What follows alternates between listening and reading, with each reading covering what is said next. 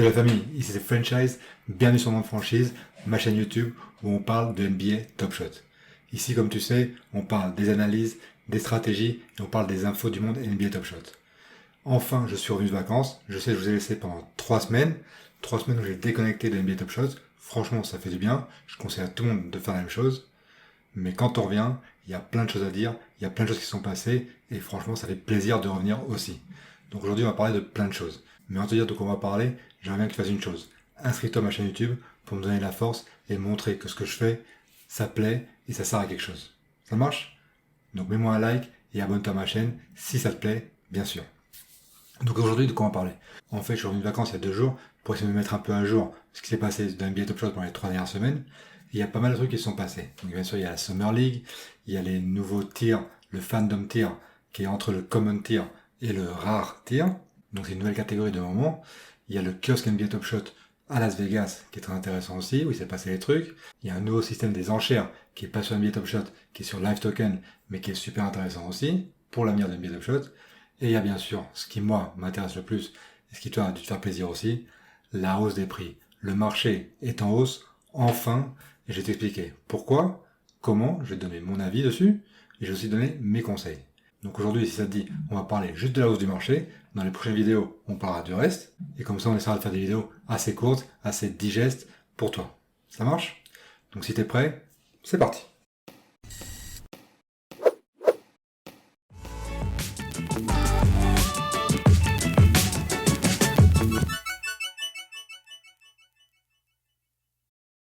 Donc oui, le marché NBA Top Shot est en hausse. Enfin en tout cas, il a été en hausse depuis le 1er août, tout doucement d'abord, et puis à partir du 7 août, il y a eu un pic qui franchement fait plaisir. Le marché a augmenté. J'imagine que ta collection a dû augmenter d'à peu près 20, 30, 40%. Ça dépend de des moments que tu as dans ta collection.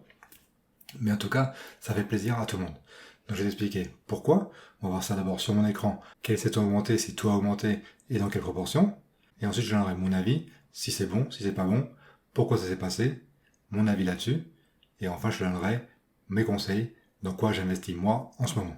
Donc pour voir tout ça, on va sur mon écran. Donc bienvenue sur mon écran, on est sur le site otmnft.com. C'est un site que je t'ai déjà présenté, que j'ai déjà recommandé. Il y a plein d'infos importantes, infos intéressantes que tu peux analyser et tirer tes propres conclusions pour faire des investissements intelligents. Mais on va pas rentrer en détail maintenant. Nous, ce qui nous intéresse, ce sont les sets et comment ils ont évolué ces dernières semaines. Donc là, on va dans 7. Et là, on voit tous les sets, leur évolution les dernières heures, 4 heures, 24 heures, et les 7 derniers jours. Mais nous, on va aller un peu plus loin que ça. Parce que ce qui était intéressant, c'est ce qui s'est passé début août. Donc pour avoir une idée un peu globale du marché, moi, ce que je conseille toujours, c'est de voir les sets basiques. Pour moi, les sets basiques, pour chaque tiers, c'est les sets de base. Donc on va voir la série 1, la série 2. Pour le tiers rare, c'est le set Metallic Gold. Donc on va voir la série 1, la série 2 aussi. Et après, pour le tiers légendaire, c'est bien sûr les sets Holo, Holo Icon pour cette année, la saison 2, et Holo 2020 pour la saison dernière. Donc on va commencer par exemple par le set de base de la saison 2. Il est ici. On fait un clic. Donc voilà le set de base série 2. J'ai mis sur le dernier mois. Comme ça tu peux voir tout le dernier mois ce qui s'est passé.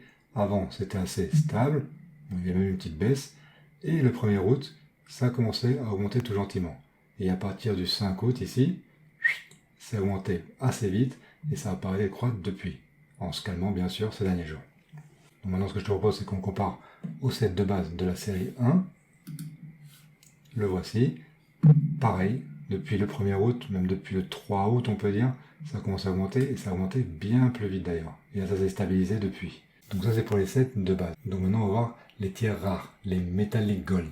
Donc pour ça on va commencer par le Metallic Gold de la saison 2. Et le voilà, comme tu vas voir, pareil, il y a même eu une petite baisse d'ailleurs jusqu'au 4 août. Et à partir du 4 août, ça a bien augmenté, tout en se stabilisant ces derniers jours aussi. Donc on va voir certains autres sets. Après je t'expliquerai pourquoi je pense que ça s'est passé, qui a investi, pourquoi ça a augmenté autant, etc., etc. On verra ça un peu plus tard. En attendant, on va voir le Metallic Gold de la série 1. Pareil, comme tu vois, jusqu'au 5 août, plus ou moins stable. Et après, bim, une explosion. Ça a augmenté à peu près 50% pour se stabiliser ensuite. Et maintenant, on va voir la crème de la crème, le top du top. Les sets Holo, donc ça c'est le moment légendaire. Qu'est-ce qui s'est passé? Donc on va voir la série 1 d'abord. Alors en série 1, pareil, voilà, comme tu vois, ici ça commence à l'augmentation. Le 7 août, pareil, grosse augmentation. C'était avant à moins de 1,5 million le market cap de ce set, et il est passé à 3 millions, donc une augmentation de 100% pour redescendre après un petit peu et se stabiliser. Et pour le set All Icon de la série 2, c'est à peu près pareil, ça a moins augmenté, mais pareil. Le 7 août, grosse augmentation, bim, et stabilisation.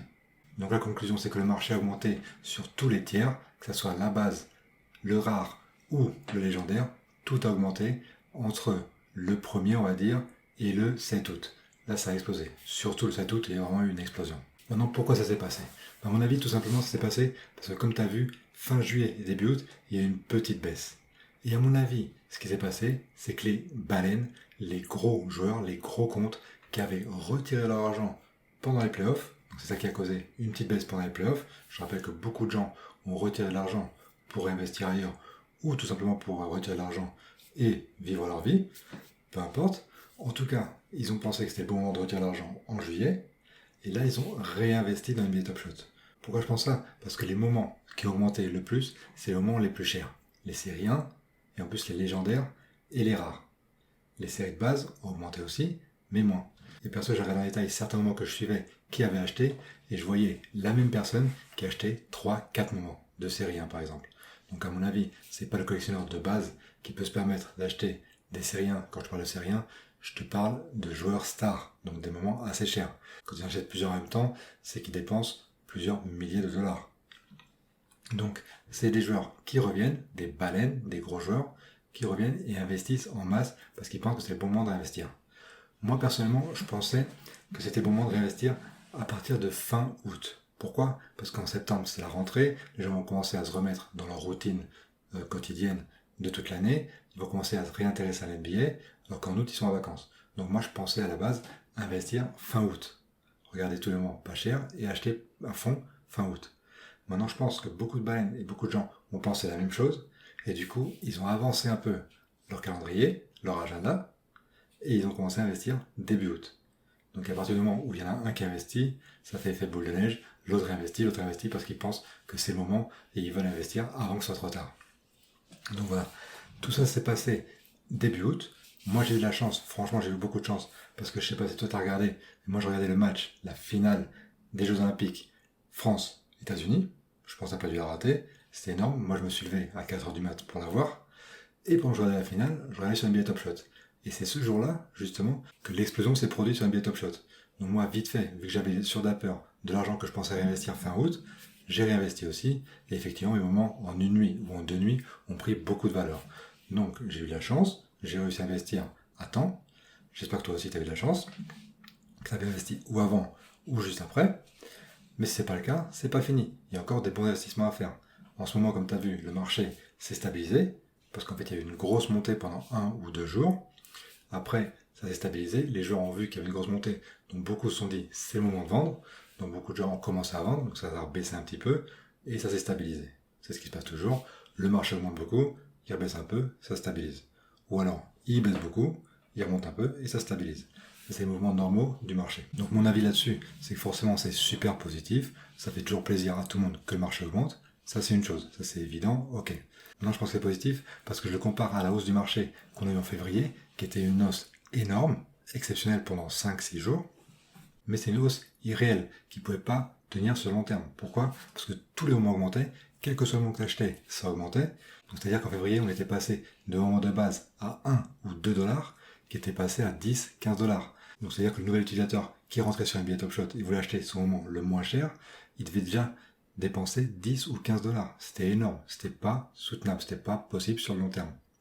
Tandis que là, ce qui s'est passé, c'est que vu que NBA Top Shot a mis une masse de moments en prévoyant ce qui s'allait se passer, une masse de moments pas chers de base à 40 000 exemplaires, 35 000 exemplaires sur NBA Top Shot, tous ces moments-là n'ont pas pris beaucoup de valeur. Ils ont pris un petit peu, mais ils ont peut-être pris 1 dollar. Les moments les moins chers en ce moment, ils sont toujours à 3 dollars, certains à 2 dollars.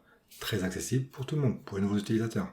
Donc ça c'est très bien, parce que les moments les plus chers ont effectivement augmenté beaucoup, mais les moments les moins chers sont restés stables, ils peuvent toujours être achetés.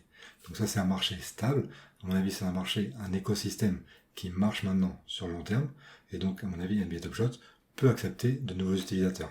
Et tout cela à mon avis c'est super positif, parce que le marché effectivement a augmenté, a baissé un petit peu, s'est restabilisé, et maintenant je pense pas qu'il redescende au niveau où il était fin juillet. Donc maintenant toi tu te dis, ok, ça c'est des nouvelles d'il y a 1 ou 2 semaines, maintenant c'est trop tard, je peux plus investir. Donc moi ce que je pense toujours, que pour investir, qu'est-ce qu'il faut faire? À mon avis, il faut investir toujours là où les gens n'investissent pas. C'est-à-dire que quand les moments de série 1 augmentent, ou tu le prends tout au début, tu vois la première augmentation et dans les premières heures, tu investis aussi, comme moi j'ai fait, moi j'ai eu de la chance, ou alors, t'as raté le train, tant pis, il y aura d'autres trains. Donc toi, il faut que tu investisses là où les gens ne vont pas. Quand les gros comptes vont dans un sens, tous les moutons suivent, toi, il faut que tu ailles dans une autre direction. C'est ça l'idée. Donc moi, qu'est-ce que je fais en ce moment? J'investis dans le moment de base de série 2. C'est-à-dire que les 40 000, les 35 000, les joueurs stars que j'aurais à avoir 4, 5 dollars, certains même à 3 dollars, j'investis à fond.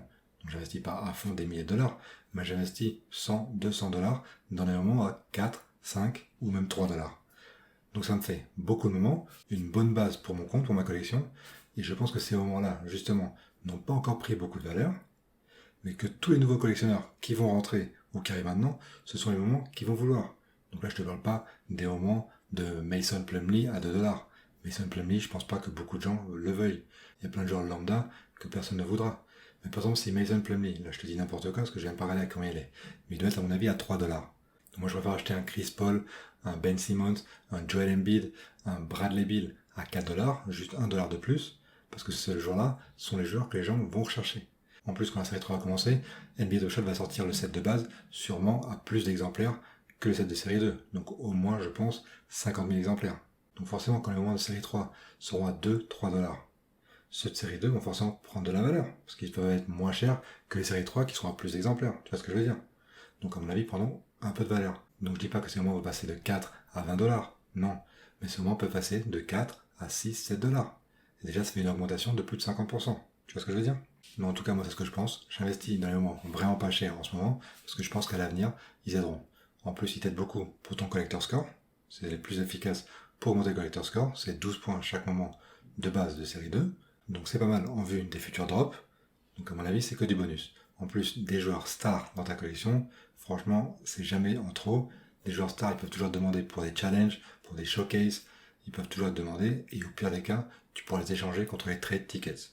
Donc voilà, à mon avis, c'est que du positif. C'est un investissement sans gros risque, c'est pas risqué. Tu vas pas gagner, comme je t'ai dit, des milliers, mais c'est pas risqué. Donc à mon avis, c'est un bon investissement en ce moment. Dis-moi toi, dans les commentaires, ce que t'en penses. Quel est ton investissement de ce moment? Ça m'intéresse, parce que j'ai pas la science infuse. Je suis ouvert à toutes les opinions, et à mon avis, il y a encore d'autres avis que moi qui sont très intéressants. Donc voilà, j'espère que cette vidéo t'a plu. Je suis vraiment content d'être de retour, de recommencer mes vidéos. J'en ferai 2-3 par semaine. Donc attends-toi à d'autres vidéos cette semaine. En attendant, je te dis à bientôt. On se voit dans la prochaine vidéo. Ciao, ciao.